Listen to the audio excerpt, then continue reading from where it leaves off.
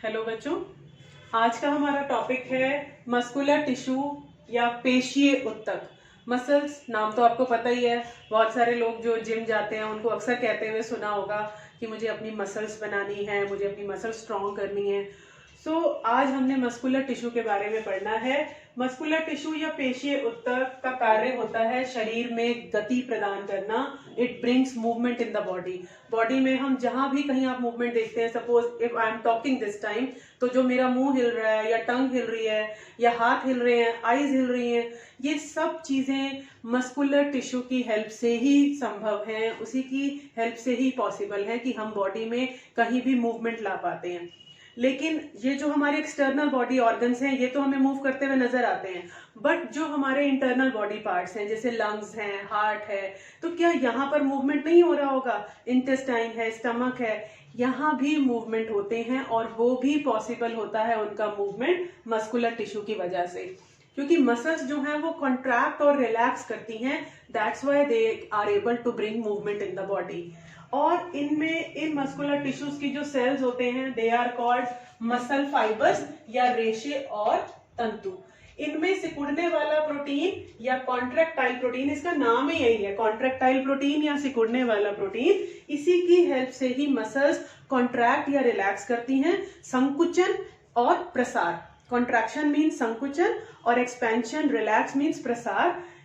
एक मसल्स हमेशा पेयर में होती है, ये आपने जूनियर क्लासेस में पढ़ा होगा कि अगर एक muscle, suppose I am moving my elbow this way, so एक मसल जो है वो कॉन्ट्रैक्ट कर रही है और एक मसल जो यहाँ इकट्ठी हो जाती है वो रिलैक्स कर रही है। So they always work in pair, वो जोड़ों में काम करती हैं। एक मसल कॉन्ट्रैक्ट, एक मसल रिलैक्स। और ये जो कॉन्ट्रैक्शन रिलैक्सेशन है, संकुचन और प्रसार है, ये सिकुड़ने वाला प्रोटीन, कॉन्ट्रैक्टाइल प्रोटीन की वजह से ही हो पाता है। And their cells are called fibres, और हिंदी में हम इन्हें रेशे या तंतु कहते हैं। Now muscular tissue is of 3 types. Striated यानी रेखित, स्ट्राइटेड मीन स्ट्राइशंस हैं, इनमें रेखी धारा वो हैं, धारा रेखीय हैं, धाराएं हैं। द अदर इज स्मूथ और चिकनी पेशी, और कार्डियक या हृदय, ये नाम से ही पता चल रहा है कि ये हृदय में पाई जाती हैं। हम सबसे पहले बात करते हैं स्ट्राइटेड और रेखित मसल्स की।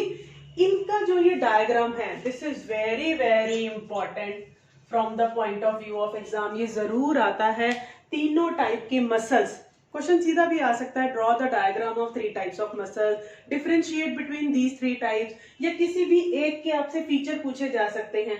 सो अगेन, जैसे मेरा हमेशा वे रहता है, मैंने वही बेसिस ले लिए और इन तीनों को कंपेयर किया है, इन तीनों की तुलना की है, कुछ आधार ले लिए और उनके आधार पर, उन्हीं के बेसिस पर जो पॉइंट्स हमारे आएंगे तीनों मसल्स के। तो अगर क्वेश्चन आता है कि आपको फीचर्स लिखने हैं तो आप किसी एक का ले लीजिए, तुलना करनी है तो इन तीनों के पॉइंट्स आ जाएंगे। 3 मार्क्स का है तो 3 पॉइंट्स आर सफिशिएंट। और इनके डायग्राम्स भी काफी इंपॉर्टेंट है। तो जैसे रेखित में क्या है, इनकी आकार, सबसे पहला जो बेसिस है शेप का, कि ये लंबी और बेलन आकार है, लॉन्ग एंड सिलेंड्रिकल। सो एक सिलेंड्रिकल शेप बना करके आप बीच में इस तरह से सिंपली लाइंस डाल देंगे और एक में इस तरह की ये रेखाएं दिखा देंगे, और जो दूसरा हिस्सा है वहां पर ये डॉट्स दिखा देंगे। यहां पर आएंगे आपके डॉट्स,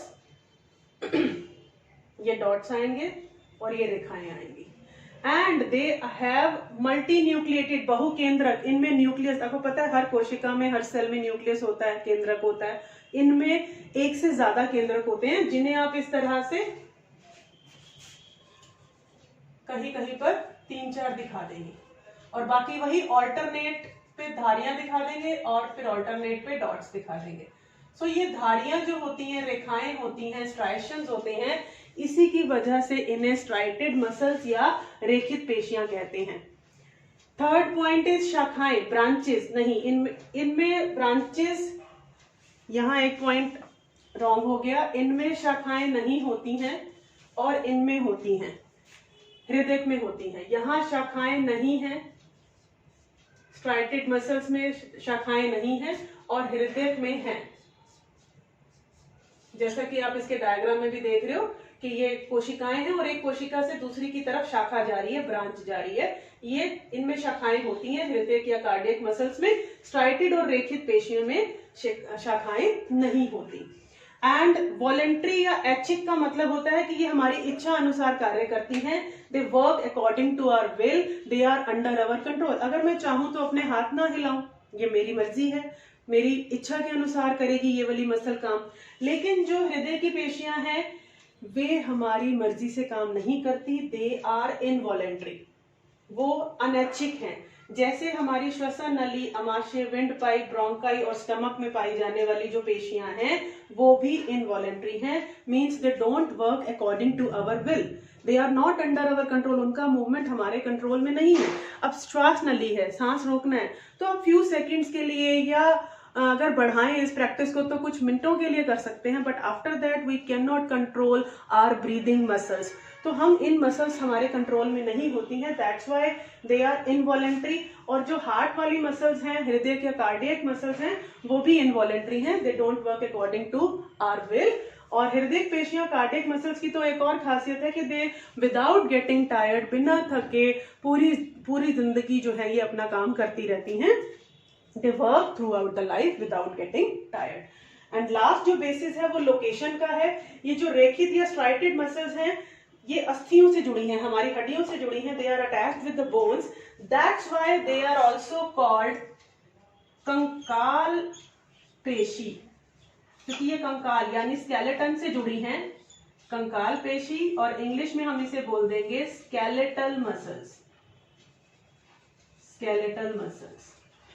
तो ये पूरे ही बॉडी में है क्योंकि हर तरफ की हड्डियों से जुड़ी हुई हैं, and that's why they are called skeletal. तो तीन नाम हो गए, स्ट्राइटेड, स्केलेटल और वॉलेंट्री, ये तीनों नाम हैं इनके। अगर आपसे बोला जाए वॉलेंट्री मसल्स के बारे में बताइए, उनके कैरेक्टरिस्टिक लिखिए, तो आपको यही फर्स्ट वाले कॉलम के फीचर्स लिखने हैं। स्ट्राइटेड के बारे में बताइए, ये स्ट्राइटेड क्यों कहते हैं, बिकॉज इनमें धारियां होती हैं, इनमें स्ट्राइशंस होते हैं। और अगर आपसे बोला जाए कि इनवॉलेंट्री मसल्स के बारे में बताइए, तो आपको ये सेकंड कॉलम और थर्ड कॉलम दोनों लेने हैं, because they both come under the category of involuntary muscles, यानी हमारी विल के अनुसार, हमारी इच्छा के अनुसार ये कार्य नहीं करती हैं। अब हम इसमें जो ये सेकंड वाला है आपका स्मूथ या चिकनी पेशी, और थर्ड जो कार्डियक या हार्ट की मसल्स हैं, इनके स्ट्रक्चर को डिस्कस कर लेते हैं। ये भी लंबी और तर्कुरूपी हैं, यानी स्पिंडल शेप। इट मीन्स कि they are pointed at the ends. ये यहाँ पर देख रहे हैं आप, ये पॉइंटेड है इस तरह से। हम एक और भी बना लेते हैं इस तरह से, कुछ लीफ जैसा, और यहाँ थोड़ा सा इस शेडिंग दिखाएंगे, एंड ये बीच में आपने न्यूक्लियस दिखा दिया। That's it. सिंपली आप डायग्राम बना सकते हैं, बिल्कुल सिंपल डायग्राम्स हो, बट आपको लेबलिंग जरूर करनी है। जैसे अब ये न्यूक्लियस है तो यहाँ पर आपको लिखना है कि ये न्यूक्लियस है, ठीक है ना। इसमें भी आपको लिखना है कि ये न्यूक्लियस या केंद्रक है, और ये स्ट्राइशंस दिखा दीजिए, इनको लिख दीजिए कि ये वो है धाराएं हैं या रेखाएं हैं। इस तरह से आपको लेबलिंग करनी है, बताना है बस, ज्यादा बहुत बड़ी लेबलिंग नहीं है इनमें। ऐसे ही हार्ट की मसल्स भी देखेंगे तो ये भी सिलेंड्रिकल शेप की हैं, बेलनाकार है, और इनमें शाखाएं हैं, ये आपको ब्रांचेस दिखाई दे रही हैं। तो शाखाओं वाला जो हमने पेस लिया है, पॉइंट लिया है, उसमें यस आ जाएगा। और ये जो स्मूथ मसल्स हैं, चिकनी पेशियां हैं, ये इनमें शाखाएं नहीं होती, तो यहाँ नो आ जाएगा। अब ये है बहुकेंद्रक, इसमें बहुत सारे केंद्रक होते हैं हर कोशिका में। इनकी हर सेल में, हर कोशिका में एक ही केंद्रक, एक ही न्यूक्लियस होता है। जो हार्ट वाली है, हृदय वाली, वो भी एक केंद्रक ही है, यानी यूनिन्यूक्लिएटेड है। और लोकेशन की हमने बात की थी, ये बोन से अटैच है, ये इनवॉलेंट्री है। तो ऐसे ऑर्गन्स आप लिख सकते, सारे वही एग्जांपल्स आएंगे इसमें जहां हमारे कंट्रोल नहीं है और अपनी मर्जी से वो काम कर रही है, हमारे कंट्रोल में नहीं है। तो जैसे कि श्वसन नली, अमाशय, विंड पाइप, ये हमारी आंख की पुतली जो है, आइरिस, और ये ब्रोंकाई, वही जो लंग्स में पहले डिवीजन हो जाता है, and stomach. So in organs में जो मसल्स हैं वो स्मूथ मसल्स हैं, इस टाइप की हैं, चिकनी पेशियां हैं, और उनके सबके फीचर्स ये रहेंगे। तो आपसे किसी भी एक के फीचर भी पूछे जा सकते हैं, कंपैरिजन भी पूछा जा सकता है, डायग्राम भी बनाने को आ सकता है।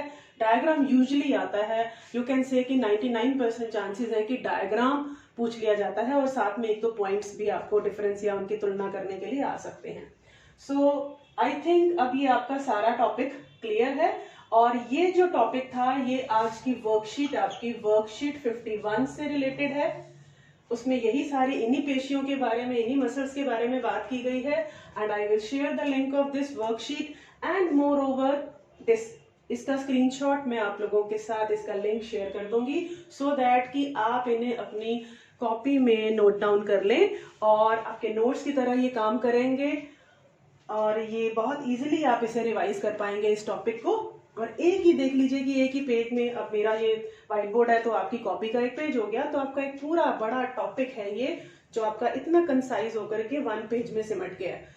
सो बहुत इजी हो जाता है जब हम इस तरह से की टर्म्स में, की वर्ड्स में लिखते हैं और लर्न करना बड़ा इजी हो जाता है।